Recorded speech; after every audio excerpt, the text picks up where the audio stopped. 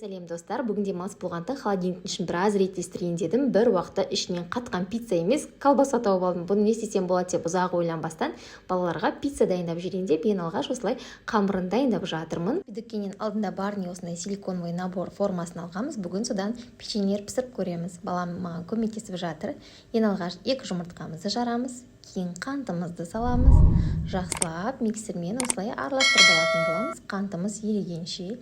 Кейіннен бөлме температурасындағы сүтімізді құятын боламыз. Және де сары майымызды саламыз. Барлығын жақсылап салып, асықпай блендермен араластырып алатын боламыз. Ұнымызға қопсытқышты саламыз. Жақсылап араластырып аламыз да 2-3-ке бөліп салмамызға салатын боламыз.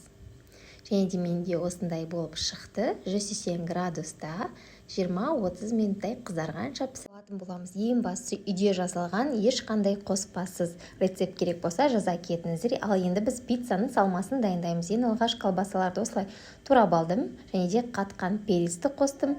Және де қатқан укроп, зеленді салатын боламыз. Қамырымызды осылай 2 бөлікке бөліп, қолымызды майлап саламыз. Менде 22 см формамыздың диаметрі. Жақсылап формамызға осылай жайғастырып алған соң, ал енді әсемдейтін боламыз. Менде томат пастасын жағып шығамын, үй жағдайында жасалған.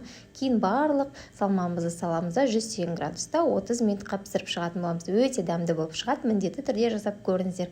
Достар, сіздер де демалыс күндері осылай қуантасыздар ма? Жаза кетіңіздер. Сіздерге мен рецепттерім ұнап жатса, маған тіркелуді ұмытпасын. Ал бізге достар ас болсын.